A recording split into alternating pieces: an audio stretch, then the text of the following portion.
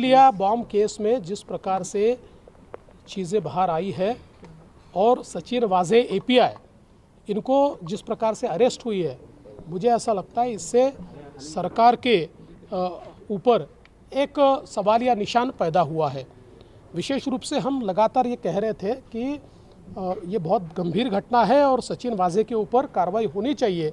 लेकिन उस समय मुख्यमंत्री जी और गृह मंत्री जी केवल उनका बचाव कर रहे थे, मानो उनके वकील हो, इस प्रकार से उस संदर्भ में बातें हो रही थी। लेकिन अब जो चीज़ें बाहर आ रही है ये सारी चीज़ें गंभीर है और मैं ऐसा मानता हूँ अभी तो बहुत कम चीज़ें बाहर आई है और ये तो अभी एक ही एंगल इसका बाहर आया है,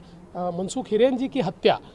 ये जो एंगल है ये तो उससे भी बहुत ज़्यादा मैं ऐसा मानता हूँ कि गंभीर है, जो भी बाहर आना बाकी है और जो बाहर आएगा तब ध्यान में आएगा कि इसमें कौन कौन लोग लिप्त है, इसके पीछे की मंशा क्या है। एक और सवाल मैं पूछना चाहता हूँ कि ये जो एपीआई वाजे है ये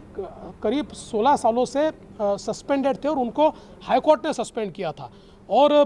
जब वो हाईकोर्ट ने सस्पेंड किया, जिस समय मैं गृह मंत्री और मुख्यमंत्री था, उस समय भी शिवसेना के नेताओं ने आकर इनको वापस लिया जाए इस प्रकार की मांग रखी थी। उस समय मैंने एडवोकेट जनरल जी को वो पूरी फाइल दिखाई थी और उन्होंने मुझे सलाह दी थी कि ये हाईकोर्ट से सस्पेंडेड है और इस प्रकार से इनको नहीं लिया जा सकता। लेकिन बावजूद उसके जैसे ये नई सरकार आई तो नई सरकार ने कोरोना का बहाना देकर उनको वापस लिया और केवल वापस नहीं लिया तो जो क्राइम इंटेलिजेंस यूनिट है, जो मुंबई पुलिस का सबसे महत्वपूर्ण अंग है और जिस पर हमेशा पीआई रहता है उसका प्रमुख, तो रातों रात पीआई को हटाकर जो 16 साल से सस्पेंडेड है ऐसे एपीआई को उसका प्रमुख बनाया गया और सारी जितने उसके बाद प्रमुख केसेस है वो भी केसेस उनको दी गई। और ये भी यहाँ पर मैंने बताना चाहिए कि जिस समय वो सस्पेंडेड थे उस समय शिवसेना में उन्होंने प्रवेश किया था, शिवसेना के प्रवक्ता के रूप में भी उन्होंने काम किया था। तो ये सारी चीज़ें जो है एक प्रकार से केवल